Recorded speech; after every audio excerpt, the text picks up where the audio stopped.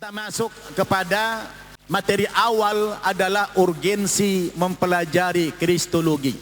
Tema kita pertama adalah urgensi mempelajari Kristologi. Tadi sudah saya antarkan apa definisi Kristologi? Ilmu yang mempelajari tentang seluk-beluk agama Kristen dan kekristenan. Yang berikutnya, apa hukum mempelajari Kristologi? Hukum mempelajari Kristologi mubah. Boleh, halal, berdasarkan hujjah di dalam salah satu hadis yang mafhumnya suatu hari Rasulullah pernah memerintahkan salah seorang sahabat yang namanya Zaid bin Thabit radhiyallahu anhu, seorang penulis Al-Quran. Beliau perintahkan untuk mempelajari bahasa Ibrani. Bahasa apa? Tentu kita menangkap maknanya, apa tujuan Rasul memerintahkan sahabat ini mempelajari bahasa Ibrani. Boleh jadi dalam dugaan kita, karena Al-Quran banyak mengoreksi, mengkritik ajaran-ajaran Yahudi dan Nasrani yang terdahulu, yang merupakan bagian daripada wahyu. Karena ajaran itu telah diselewengkan, maka dipandang perlu ada umat Islam yang mengerti tentang penyimpangan itu. Karena waktu itu kitab sucinya berbahasa Ibrani dan Rasulullah itu seorang yang buta huruf. Apa gelarnya Nabi dalam Al-Quran? Apa gelar Nabi? Ummi. Di dalam surat Al-A'raf ayat 157, gelarnya Nabi itu adalah ummi. Makna ummi, la yaktub wa la yaqra. Buta huruf, tidak bisa membaca, tidak bisa menulis. Itulah gelar Nabi. Gelarnya bukan profesor, bukan doktor, bukan PhD, tapi justru gelar Nabi apa? Ummi, buta huruf. Saya pernah diledek sama abang kandung saya yang masih Nasrani. Dia bilang begini, "Dek, aku tahu Nabi kamu itu katanya buta huruf ya?" "Oh iya bang." "Kamu kok mau mengikuti Nabi yang buta huruf?" Dia ledek saya. "Kenapa kamu mau mengikuti Nabi yang buta huruf? Kalau saya mah enggak mau," kata abang saya. "Oh, ntar dulu bang," saya bilang. "Nabi kami itu buta huruf karena memang dia enggak pernah sekolah.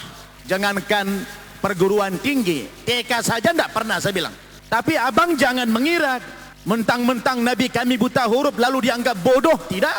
Nabi kami itu justru memiliki kecerdasan di atas rata-rata manusia pada umumnya," saya bilang.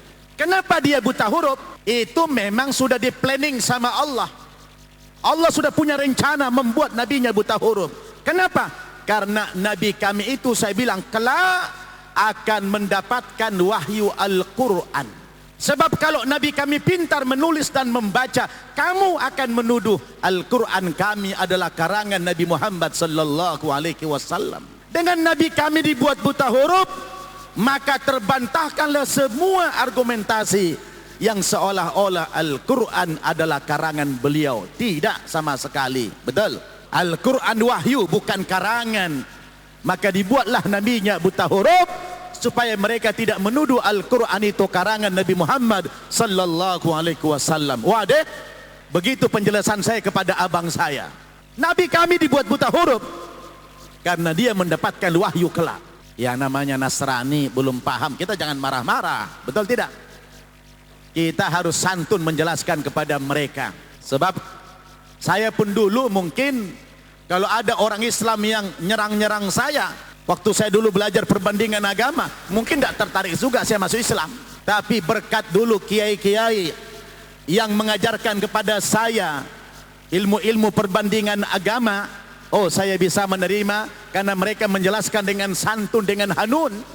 Alhamdulillah, saya menangkap bahwa memang agama Islam itu adalah agama satu-satunya yang benar. Antum tidak boleh mengatakan agama yang paling benar. Mamnu, ya. Antum jangan mengatakan Islam agama yang paling benar. Boleh nggak? Boleh nggak antum mengatakan Islam agama paling benar? Nggak boleh. Kenapa? Karena kalau antum mengatakan Islam agama yang paling benar, berarti yang lain juga benar. Cuma Islam paling benar, kan begitu mafhum mukhalafahnya. Betul nggak? Yang benar gimana? Antum mengatakan Islam satu-satunya agama yang benar. Islam is the single one, the true religion. Islam adalah satu-satunya agama yang benar. Inna dina indallahil Islam. Agama yang benar di sisi Allah Subhanahu wa taala hanyalah agama Islam. Jadi Nabi meminta siapa tadi? Siapa tadi? Zaid bin Thabit radhiyallahu anhu ngapain? Belajar kristologi. Urgensinya apa? Belajar bahasa Ibrani. Apa urgensinya? Mungkin supaya ada yang mewakili di kalangan orang Islam yang mengerti penyimpangan-penyimpangan agama sebelumnya yang banyak dikritik dan dikoreksi di dalam Al-Quran. Betul tidak? Harus ada. Sebab contoh, coba antum buka surat Al-Baqarah ayat 79. Allah mengatakan, A'udzubillahi minasyaitonir rajim. Fawailul lilladzina yaktubunal kitaba biaidihim thumma yaquluna hadza min indillah liyashtaru bihi thamanan qalila fawailul lahum mimma katabat aydihim wa wailul lahum mimma yaksibun. Celakalah orang-orang yang menulis Alkitab, yang menulis Taurat, menulis Zabur, menulis Injil dengan tangan mereka sendiri, dengan karangan mereka sendiri, lalu mereka mengatakan hadza min indillah, kitab suci kami datangnya dari Allah, liyashtaru bihi thamanan qalila, supaya mereka mendapatkan keuntungan yang sedikit dari pernyataan itu. Kira-kira kalau antum menemukan ayat yang semacam ini dalam Al-Quran sebagai bentuk kritik terhadap penyelewengan kitab suci yang terdahulu, apakah antum sudah cukup dengan mengatakan sadaqallahul adzim? Sudah cukupkah anda sebagai tulabul ilm mengatakan sadaqallahul adzim? Ataukah anda ingin membuktikan di mana letak kebenaran tuduhan Al-Quran yang mengatakan kitab suci terdahulu telah menyimpang? Apakah antum ingin membuktikan itu? Harus dengan tujuan dakwah ilaihim. Betul? Itulah kita belajar kristologi itu. Sebagaimana juga dikatakan dalam surat 3 Ali Imran ayat 78. Wa inna minhum lafariqan yal'una alsinatahum bil kitab litahsabuhu minal kitab wa ma huwa minal kitab wa yaquluna huwa min indillah wa ma huwa min indillah wa yaquluna 'ala Allahil kadhiba wa hum ya'lamun. Di antara mereka orang-orang Yahudi dan Nasrani ada yang ketika mereka membaca kitab sucinya, membaca Taurat, membaca Injil, mereka hiasi lisannya, memperindah bacaannya, litahsabuhu minal kitab, supaya kamu terkecoh, supaya kamu mengira bahwa yang mereka baca itu adalah kitab suci yang benar. Wa ma huwa minal kitab, padahal yang mereka baca itu bukanlah kitab suci yang benar. Wa yaquluna huwa min indillah, mereka mengatakan kitab suci kami datang dari Allah. Iya, betul, yang awal dulu dari Allah. Tapi yang ada sekarang, wa ma huwa min indillah, yang sekarang ini datangnya bukan dari Allah lagi, dari sisi manusia. Wa yaquluna 'ala Allahil kadhiba wa hum ya'lamun, mereka berkata dusta kepada Allah Subhanahu wa taala padahal mereka tahu kalau kitab suci mereka yang ada sekarang ini sudah merupakan karangan. Buktinya apa? Buktinya mereka suka merevisi ayat-ayat suci mereka. Bolehkah wahyu itu direvisi? Bolehkah kitab suci itu ditambah dan dikurangi? Tidak boleh. Maka Nabi perintahkan sahabat mempelajari bahasa Ibrani agar ada mewakili umat Islam yang mengetahui sejauh mana penyelewengan kitab suci yang terdahulu itu, dalam rangka kita meluruskan keyakinan mereka agar mereka kembali ke jalan yang benar. Alhamdulillah Ustadz baru 2 minggu yang lalu debat sama 2 orang pendeta. Antum bisa buka nanti di YouTube, banyak sekali itu. Ya, saya sering debat, dialog lintas agama dengan orang-orang non-muslim. Alhamdulillah, itu dalam rangka kita mengantarkan misi agama kita kepada mereka supaya mereka kembali ke jalan yang benar. Amin. Baik, yang berikutnya, mengapa kita penting mempelajari kristologi? Anak-anak, mengapa kita penting mempelajari kristologi?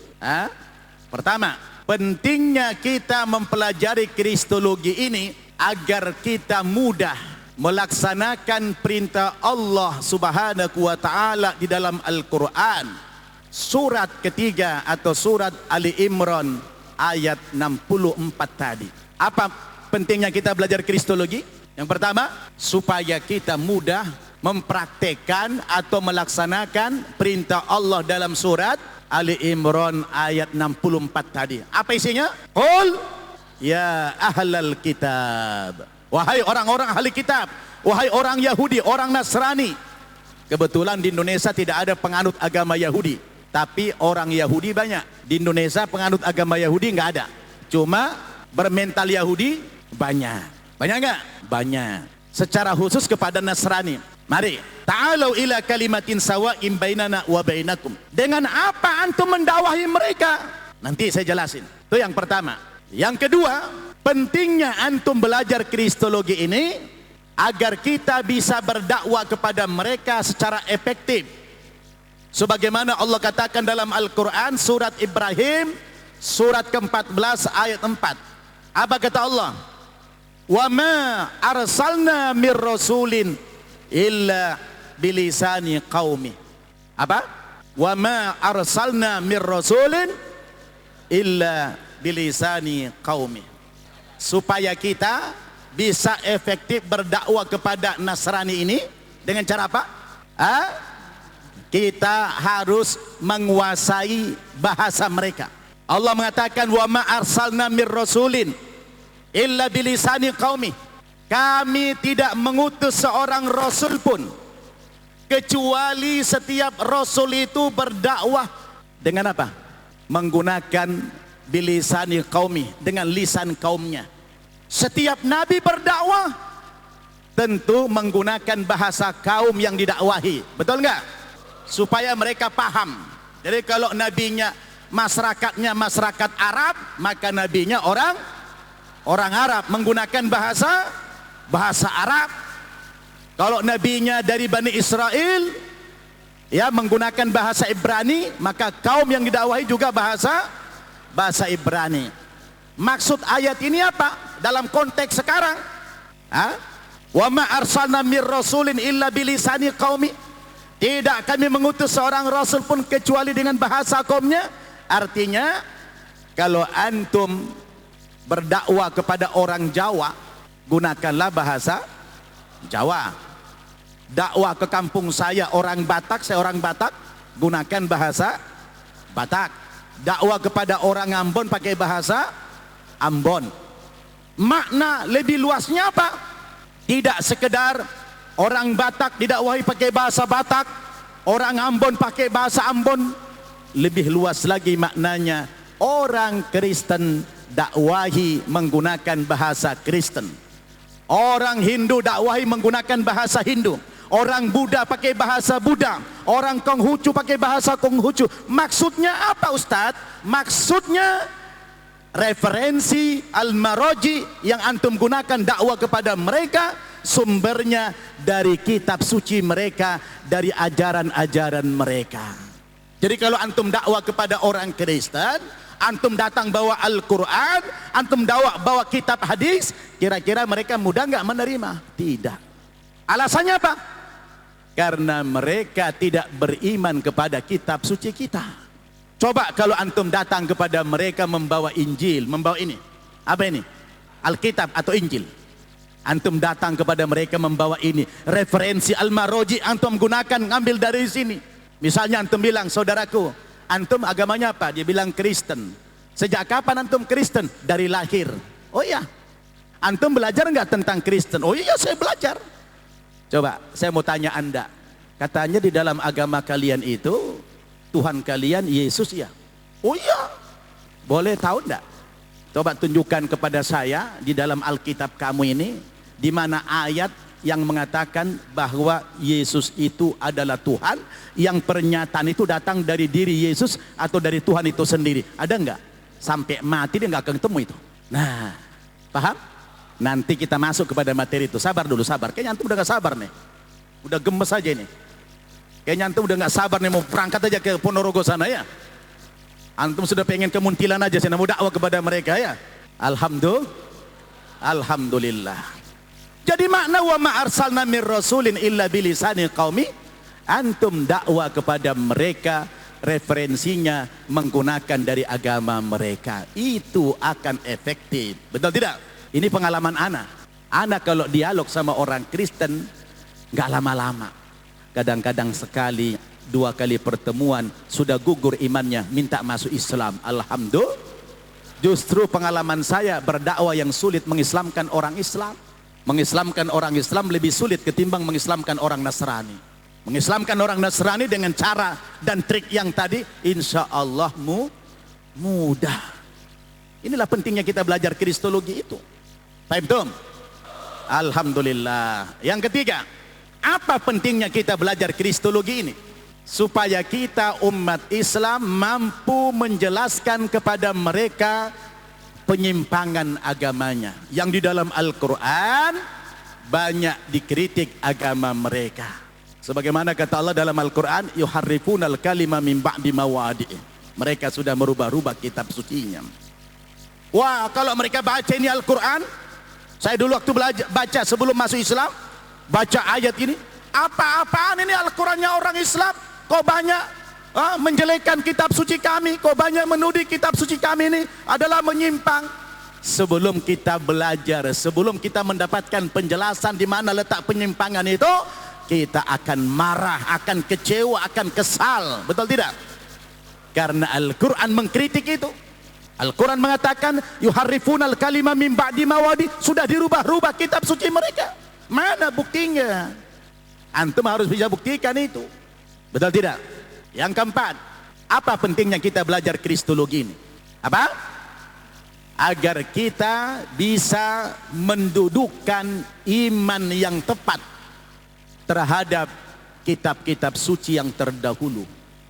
Bukankah di dalam arkanul iman salah satunya apa? Kita wajib percaya kepada kitab-kitab suci yang terdahulu. Laisal birra an tuwallu ujuhakum qibalal masyriqi wal maghrib walakinnal birra man amana billahi wal yawmil akhiri wal malaikati wal kitabi wan nabiyyin. Berapa rukun iman disebutkan dalam ayat itu? 5. Amanar rasulu bima unzila ilaihi min rabbihi wal mu'minun kullun amana billahi wa malaikatihi wa kutubihi wa rusulihi la nufarriqu baina ahadin min rusulihi wa qalu sami'na wa ata'na Ghufranaka Rabbana wa ilaikal masir. Ada yang disebutkan 5 rukun iman, ada yang 4. Sedangkan dalam iman kita berapa rukun iman? 6. Yang satu lagi nyelip di mana? Di mana nyelipnya yang satu lagi? Adanya di hadis. Karena satu hari malaikat Jibril menyamar seperti seorang laki-laki yang tiba-tiba nongol di hadapan Nabi. Lalu dia mengatakan apa? Akhbirni anil Islam. Setelah Nabi jelaskan apa al-Islamu, antashhada alla ilaha illallah wa anna Muhammad Rasulullah dan seterusnya, dia bilang apa? Sodakta. Kemudian apa? Akhbirni anil iman. Madaqal? Al-imanu an tu'mina billahi wahid wa malaikatihi wa kutubihi wa rusulihi wal yaumil akhiri wa bil qadari khairihi wasyarrihi. Nyelipnya di mana? Di hadis. Kalau di Quran rukun iman cuma 5 disebutkan, tapi yang satu lagi ada di dalam hadis. Idzan kam arkanul imanina? Sittah. Wahid minha madza? Al imanu bil kutub. Kita beriman kepada kitab-kitab samawiyah sabiqan.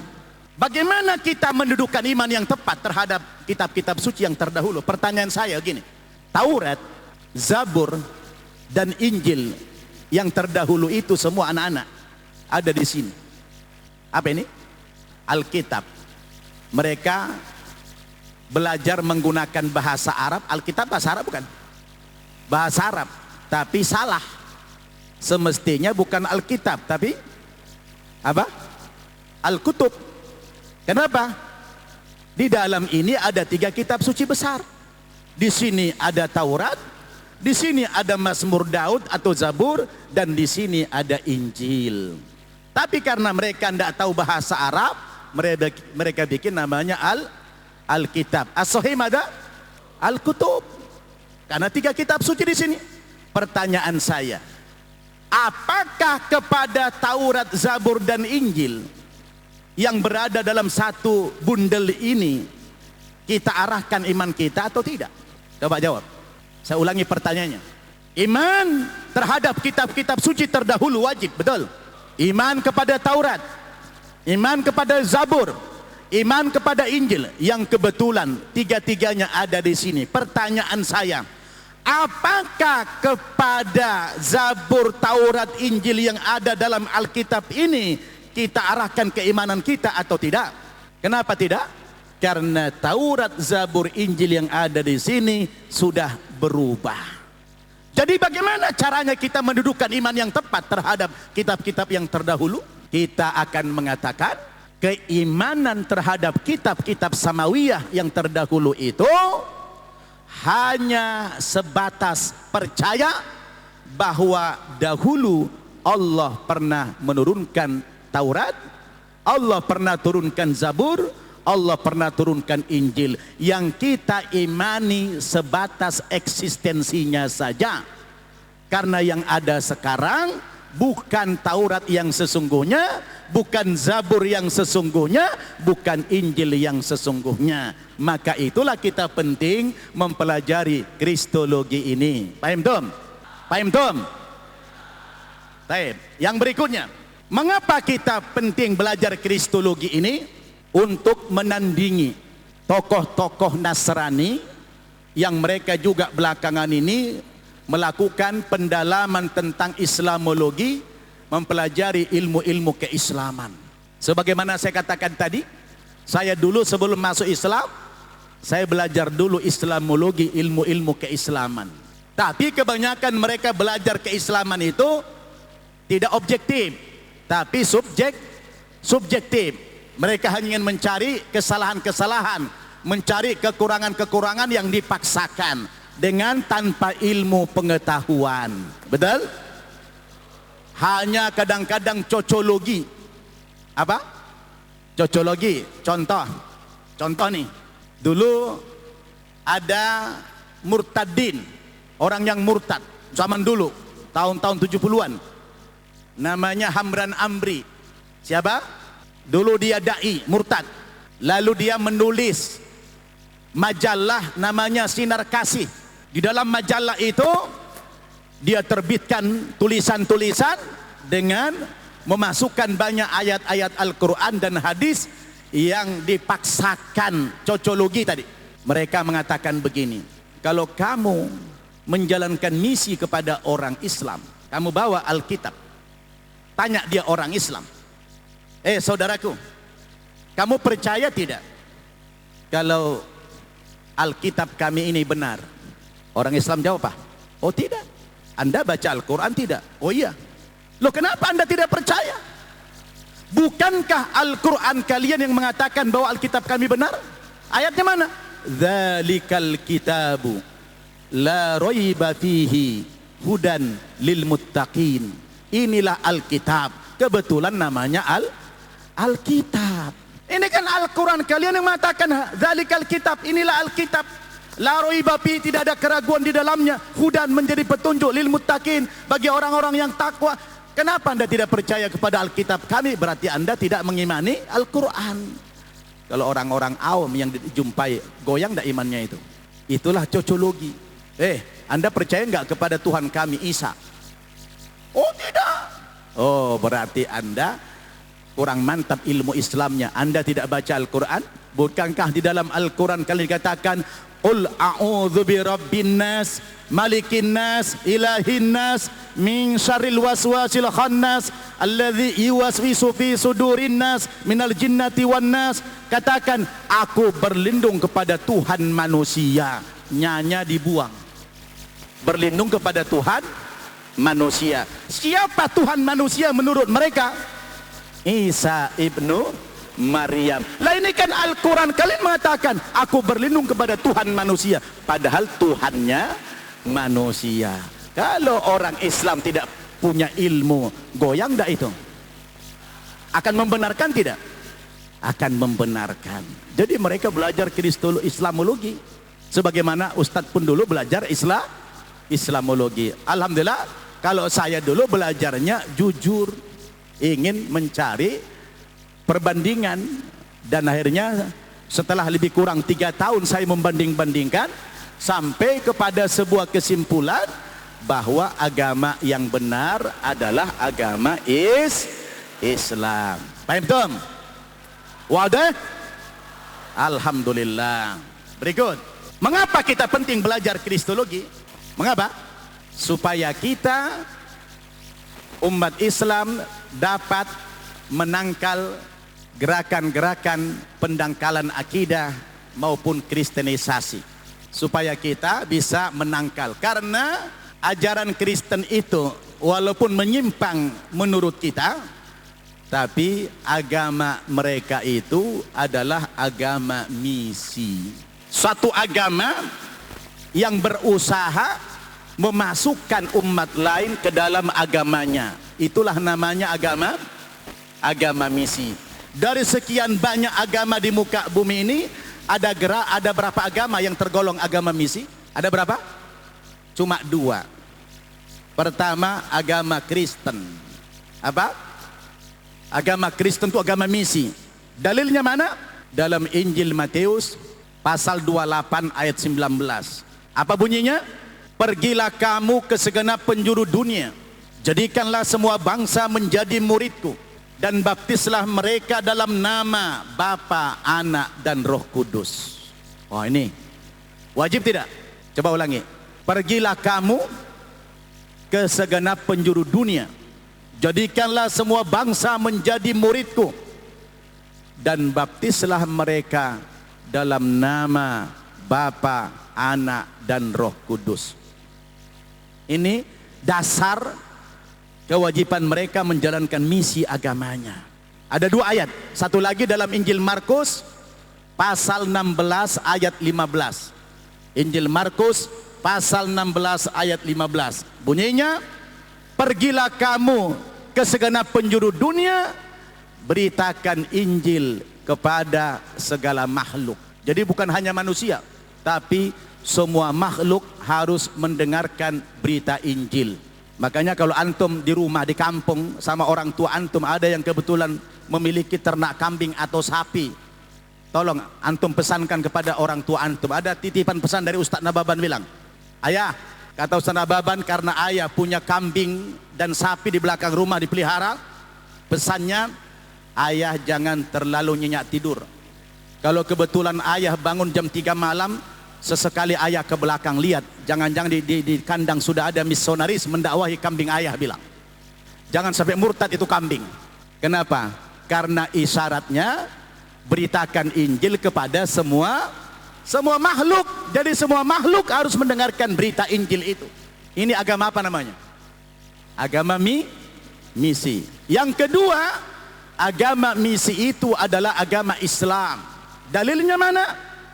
Surat Saba, surat ke-34 ayat 28. Coba lihat. Wa ma arsalnaka illa kaffatan linnas basyiran wa nadhira walakinna aktsarun nasi la ya'lamun. Tidak kami mengutus engkau Muhammad terkecuali kepada seluruh umat manusia. Jadi wajib internasionalisasi agama Islam. Seluruh umat manusia harus beragama Islam. Itulah agama misi. Baik Kristen maupun Islam, dua-duanya agama misi. Nabi kita diutus oleh Allah bukan hanya kepada bangsa Arab saja, tapi kepada seluruh umat manusia. Tapi qadarullah, Allah takdirkan umur beliau pendek. Tugasnya sangat berat, diutus kepada seluruh umat manusia yang berbeda dengan nabi-nabi yang sebelumnya. Nabi-nabi sebelumnya diutus oleh Allah hanya kepada bangsa dan kaum tertentu, tapi nabi kita diutus oleh Allah kepada seluruh umat manusia, barat, timur, utara, selatan. Tapi Allah takdirkan umur beliau pendek. Beliau baru sempat berdakwah di 2 tempat, di Makkah 13 tahun, di Madinah 10 tahun. Jangankan ke Amerika, jangankan ke Eropa, ke negara-negara terdekat, tetangga, Nabi belum pergi berdakwah, beliau sudah menghadap Allah dulu. Pertanyaannya, ketika Nabi meninggal dunia, apakah tugas kenabian itu sudah selesai? Apakah tugas kenabian sudah selesai? Coba jawab serentak. Apakah tugas kenabian sudah selesai? Tidak. Lalu agama Islam apakah sudah selesai? Sudah. Kalau agamanya sudah selesai, begitu Allah turunkan wahyu terakhir, al-yauma akmaltu lakum dinakum wa atmamtu alaikum ni'mati wa raditu lakumul Islam madina. Pada hari ini telah ku sempurnakan agamamu, telah ku cukupkan nikmatku kepadamu, dan aku ridho Islam menjadi agamamu. Sejak turun wahyu ini, maka agama Islam itu sudah sempurna, tidak ada kekurangan apa-apa. Jadi ketika Nabi wafat, Islamnya sudah sempurna. Yang belum sempurna apanya? Ayo, apanya belum sempurna? Yang belum sempurna adalah misi kenabiannya, tugas kenabiannya, berdakwah kepada seluruh umat manusia. Lalu siapa yang akan melanjutkan tugas kenabian ini? Siapa? Umatnya. Maka Allah katakan, kuntum khaira ummatin ukhrijat linnas. Kuntum, mukhatabnya di sini siapa? Siapa mukhatabnya di situ? Mula-mula siapa? Sahabat. Kuntum, siapa mukhatabnya? Sahabat. Kemudian tabi'in. Kemudian tabi'ut tabi'in sampai kepada hari kiamat. Kamu ini ya, kita semuanya yang diawali oleh sahabat. Kuntum khaira ummatin ukhrijat linnas. Ukhrijat linnas. Kamu adalah umat yang terbaik yang dikeluarkan kepada seluruh umat manusia. Kenapa mereka disebut umat yang terbaik? Kenapa? Karena kepada kita ini diberikan tugas kenabian, yaitu berdakwah ilan nasi jami'a, kepada seluruh umat manusia. Betul? Jadi dai itu adalah warasatul anbiya, pewaris nabi. Maka antum jadi duat, jadi dai nanti, kamu ini semua adalah penerus perjuangan Nabi. Allahu Akbar. Mulia tidak? Maka Ustadz, kenapa memilih jadi dai? Setelah Ustadz membaca Al-Quran dulu, Ustadz menemukan ayat dalam surat Fussilat ayat 41. Allah mengatakan, وَمَنْ أَحْسَنُ قَوْلًا مِمَّنْ دَعَا إِلَى اللَّهِ وَعَمِلَ صَالِحًا وَقَالَ إِنَّنِي مِنَ الْمُسْلِمِينَ. Siapakah yang lebih baik ucapannya? Siapakah yang lebih baik perkataannya selain daripada perkataan yang mengajak-ngajak umat manusia kepada yang hak, kepada iman kepada Allah Subhanahu wa taala? Tidak ada kalam, tidak ada perkataan yang lebih mulia daripada perkataan berdakwah. Betul? Maka ketika Ustadz baca ayat ini, Ustadz berazam, saya akan menjadi seorang dai. Alhamdulillah, Allah izinkan, akhirnya saya sekarang menjadi dai. Alhamdulillah sudah berdakwah ke 4 benua. Saya biasanya tiap tahun dakwah ke Amerika. Alhamdulillah, tiap tahun berdakwah ke Amerika, ke Eropa, ke Kanada, ke Australia. Pergi dakwah dalam rangka apa? Menjalankan misi ini. Betul? Kalau mereka mengatakan pergilah kamu ke sana penjuru dunia, jadikan semua bangsa menjadi muridku, maka kita akan praktekkan ayat, wa ma arsalnaka illa kaffatan linnas basyira wa nadhira walakinna aktsarun nasi la ya'lamun. Antum siap dakwah ke luar negeri? Antum siap dakwah ke seluruh mancanegara? Takbir. Alhamdulillah. Apapun aktivitas Anda nanti setelah keluar dari mahat ini, antum tidak boleh melepaskan tugas berdakwah.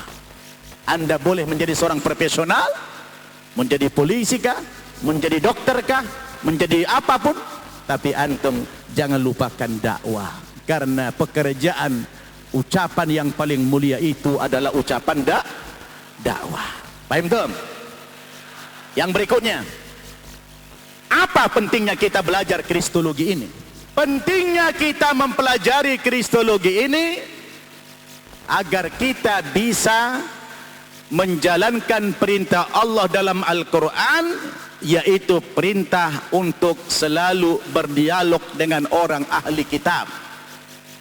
Sebagaimana Allah perintahkan dalam surat Al-Ankabut, surat ke-29 ayat 46, Allah mengatakan, wala tujadilu ahlal kitabi illa billati hiya ahsan. Jangan kamu debat orang-orang ahli kitab itu terkecuali dengan cara yang terbaik. Bagaimana antum mendebat mereka? Apa antum pakai Quran? Antum pakai hadis? Berat. Antum mendebat mereka menggunakan apa? Menggunakan Injil. Kalau antum sudah menguasai materi ini, antum menguasai materi Islam, menguasai materi Injil ini, waduh, nikmat sekali. Anda akan bisa mengajak mereka sebanyak-banyaknya kepada Islam ini. Alhamdulillah. Lihat Zakir Naik, dimanapun dia ceramah, puluhan orang masuk Islam terus. Yang hadir orang-orang Nasrani mendengarkan selalu puluhan orang, kalau tidak ratusan yang masuk Islam. Ahmad Deedat dulu, pernah dengar Ahmad Deedat? Rahmatullah alaih, dari Afrika, asal dari India, dia hijrah ke Afrika menjadi dai kristolog. Entah berapa ribu orang masuk Islam perantaraan beliau. Subhanallah. Jadi pentingnya kita belajar kristologi ngapain? Supaya kita bisa mendebat mereka dengan cara yang terbaik.